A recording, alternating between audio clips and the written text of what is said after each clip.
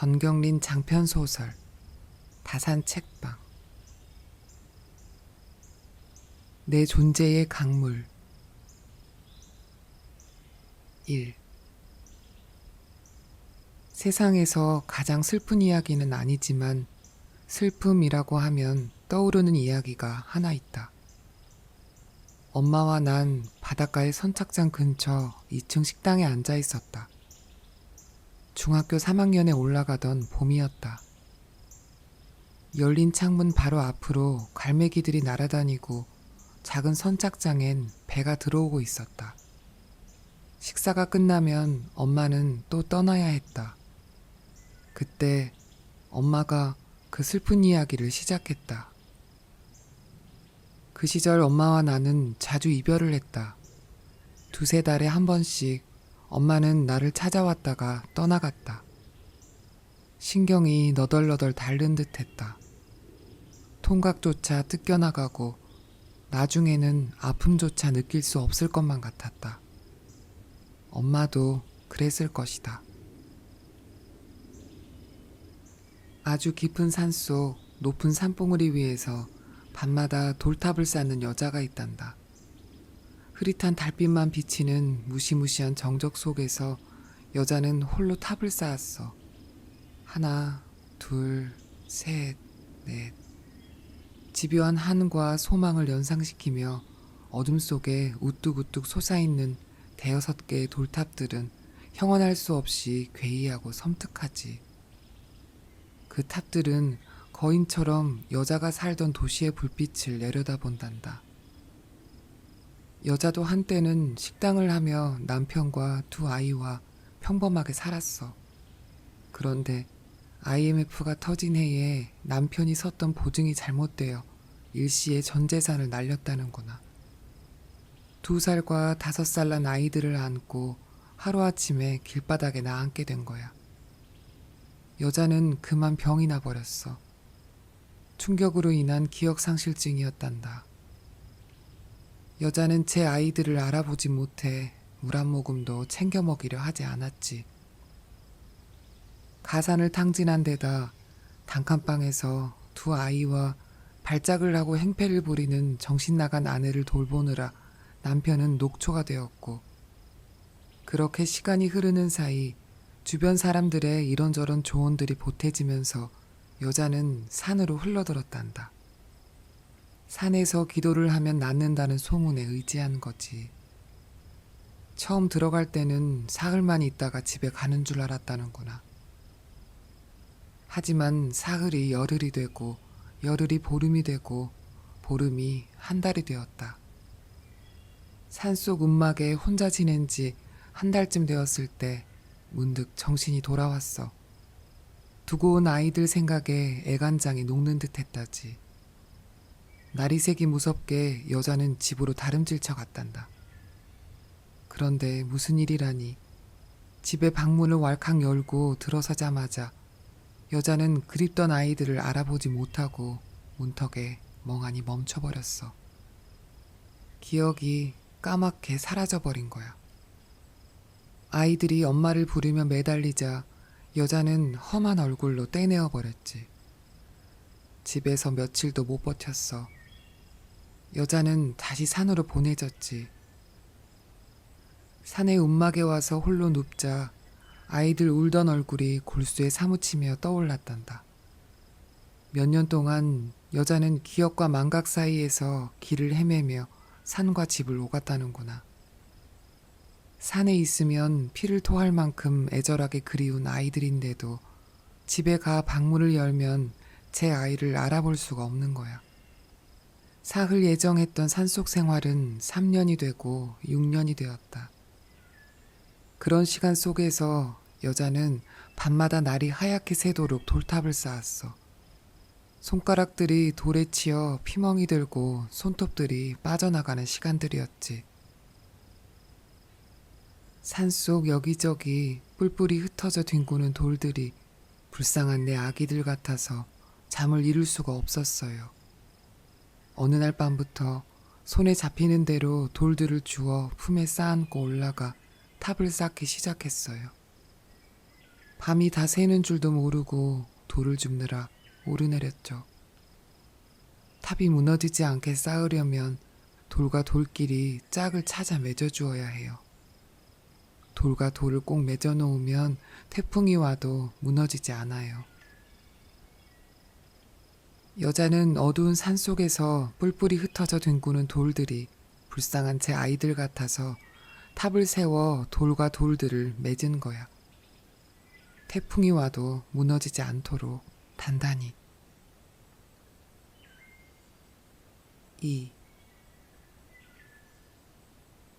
엄마가 혼자 있는 시간이 많아지면서 기숙사로 돌아갈 때마다 마음이 쓰였다. 나는 가방에서 타로 카드를 꺼냈다. 타로 카드는 암시이고 일종의 주문이기도 하다. 우울할 때 카드를 뽑는 건 좀 위험하지만 엄마가 좋은 카드를 선택하기를 빌며 여러 번 뒤섞었다. 그리고 테이블 위에 펴고 엄마를 쳐다보았다. 엄마는 말없이 5장의 카드를 뽑았다. 첫 번째 카드는 앞으로의 상태를 의미했다.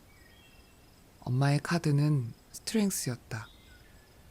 그것은 이너 파워, 즉 내면적인 힘이 강화된다는 의미였다. 두 번째는 그 이유인데 엄마는 더프를 선택했다. 새로운 시작이었다. 세 번째 카드는 사람들이 보는 엄마의 모습이었다. 카드는 저스티스, 균형을 의미했다. 그리고 네 번째는 엄마가 취해야 할 행동. 카드는 더 매지션, 마법사였다.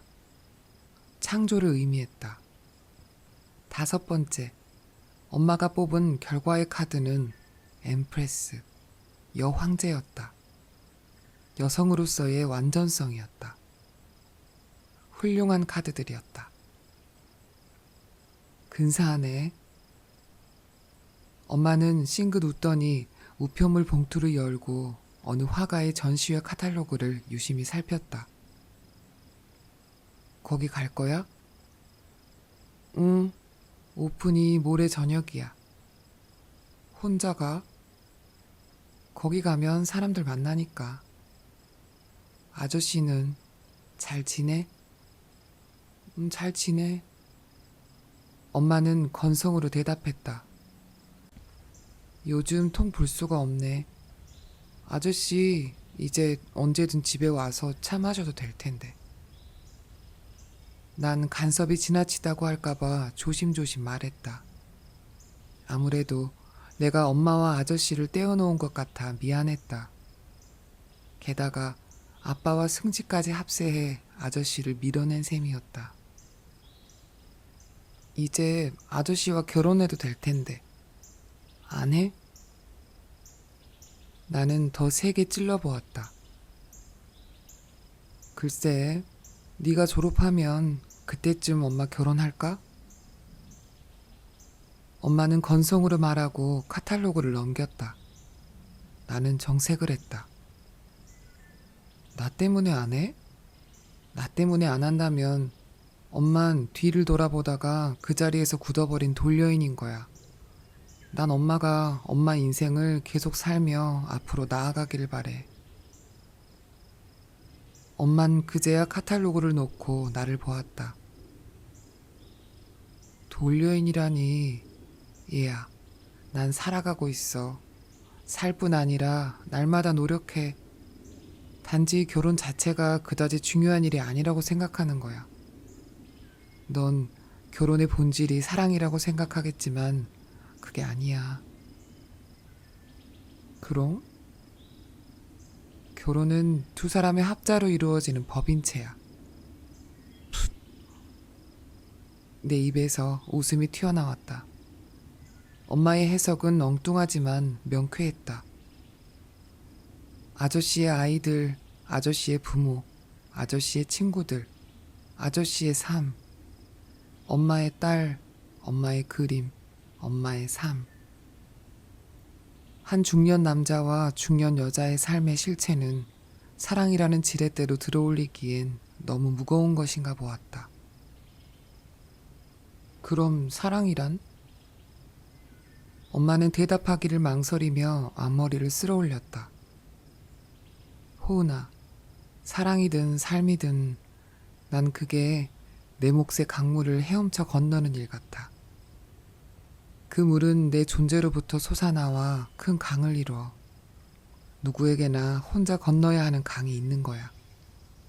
언젠가 아저씨와 내가 헤엄쳐 건너야 할 물을 다 건너고 햇살 따스한 기슭에 닿아 옷을 말리면 좋겠다. 그게 결혼이라도 좋고 아니라도 좋아. 넌 사랑의 결실이 뭐라고 생각하니? 나는 고개를 갸웃했다. 흔히 말하듯 아이, 하나의 가정 같은 거 아닐까. 사랑의 결실은 변태야. 변화를 겪고 달라지는 것. 계속 사랑하는 건 계속 달라져 가는 거야. 엄마가 미소를 지었다. 세상의 모든 벽들이 다 넘어지고 눈앞이 광활하게 열리는 것 같은 그런 미소였다. 햇볕 따스한 해안 기슭의 바위에 젖은 옷들을 걸쳐놓고 그 곁에 편히 앉아 도시락을 까먹으며 건너온 물을 바라보는 자신을 상상하는 것 같았다. 호은아, 한때는 이러다 너를 잊어버릴 수도 있겠다는 생각이 들 정도로 미친 듯 사랑에 빠진 시간도 있었어. 정말로 너를 외가에 맡겨놓은 채 깜빡깜빡 잊은 적도 있었어. 하지만 사랑은 이상한 거야. 사랑을 하면 할수록 우린 사랑하는 사람보다 우리가 사랑해야 할 사람을 더 사랑하게 되거든. 아저씨를 사랑하면서 난 너를 더 깊이 사랑하게 되었어. 나는 고개를 갸우뚱 기울이고 엄마의 말을 들었다.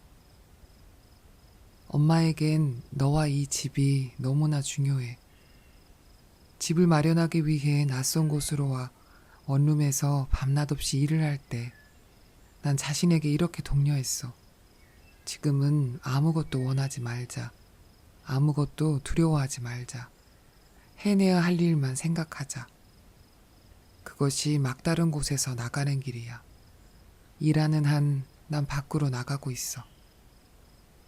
우리에게 집의 의미는 다른 사람들보다 훨씬 더 마음 아린 무엇이었다. 예전에 학교에 제출하기 위해 주민등록 등본을 뗐던 날, 친구들 것은 대부분 첫 장의 반 정도인데 비해 내 것은 한 장 반이나 주소들로 빽빽하게 차 있어 놀랐었다. 세어보니 10개나 되었다. 엄마 말로는 결혼 후 내가 태어나기 전에도 3번이나 이사를 했다니 우리 가족은 거의 집시처럼 떠돈 셈이었다. 아마 결혼한 뒤에 아빠의 이직 횟수도 우리가 이사한 숫자만큼이나 바뀌었을 것이다. 아빠의 생애 첫 직장은 신발 공장이었다고 들었다. 그것은 대학 재학 중에 들어간 위장 취업장이었다. 그 후 아빠는 옮긴 직장마다 늘 월급을 못 받았고 무슨 일인가를 벌이면 얼마 못 가 탈탈 긁어 투자한 소자본을 모두 잃었다. 이사는 대체로 실패와 얽혀 있었다. 그러는 사이 내 인형과 공룡들, 노트, 책, 기념품과 학용품, 작아진 옷과 수집품들과 상장들이 버려졌다. 사라지기 전까지 오랫동안 한없이 계속 비를 맞고 누군가의 발길에 차이기도 하고 외진 곳에서 오래 햇볕에 바래고 색이 다 바래도록 먼지를 덮었었을 것만 같다. 그렇게 덜어는 재가 되고 먼지가 되고 바람에 날려가고 흙 속에 파묻혔을 것이다. 이곳 엄마의 집은 내 13번째 주소지쯤 되지 않을까. 엄마. 엄마가 묻는 눈으로 쳐다보았다. 몸 안에서 저절로 치받쳐 올라 그냥 불렀는데 코 묻은 돈을 모아 엄마에게 보냈던 일이 불쑥 떠올랐다. 집을 마련하기 위해 엄마가 멀리 떠난 후 나는 토요일과 일요일마다 전단을 돌렸다. 중학교 한때였다. 그 경험 때문에 지금도 지하철 계단 위에서나 거리나 광장에서 누군가 전단지를 나누어 주면 절대로 피하지 않고 모두 받는다. 길엔 늘 전단지를 나누어 주는 야윈 여자들이나 노인들, 허기져 보이는 남자애들이 있다. 나는 전단지를 돌려서 번 돈을 한 푼도 쓰지 않았다. 친구들 틈에 끼어 빵집에도 가지 않았고 영화관에 가지 않았다. 더구나 가발이나 귀걸이나 브랜드 운동화나 옷이나 염색약 같은 것도 산 적 없었다. 나는 그 돈을 모아 집을 사기 위해 멀리 떠난 엄마에게 보냈었다. 이번 학기가 끝나면 집으로 돌아와. 엄마는 내 속을 다 안다는 듯이 바라보았다. 내 속엔 무언지 모를 저항이 파문을 일으켰다. 기숙사로 가던 날이 떠올랐다. 그때 나를 초조하게 했던 것은 단지 엄마의 연애나 결혼 같은 것만은 아니었다. 그보다 나를 힘들게 했던 것은 엄마와 함께 살면서 오히려 엄마를 잃어가는 상실감이었다. 풀리지 않는 감정의 응어리가 내 안에 가득했고 의혹은 자꾸만 고개를 쳐들었다. 그러니 그리워했던 엄마를 잃고 실제 엄마에게는 무감각해지며 스스로 소외되어가는 나 자신이 숙제였다. 내 발로 엄마의 집을 떠나서라도 엄마를 제대로 만나고 싶었다. 너도 알잖니? 이런저런 문제가 좀 있더라도 우리 잘 지낼 수 있어. 적어도 졸업할 때까진 엄마와 붙어 살자. 나는 고개를 저었다. 올해는 그대로 기숙사에서 지내고 싶어. 버려놓은 일이 너무 많거든. 이번 학기 끝내고 생각해 볼게. 나의 태도에 빈틈이 없었기 때문에 엄마도 덧붙일 말이 없었을 것이다. 엄마는 나를 신뢰한다는 눈빛으로 동요 없이 바라보았다. 3. 그날 밤 꿈을 꾸었다. 나는 반딧불이처럼 꽁무니에 불을 반짝이며 캄캄한 길을 달려가고 있었다.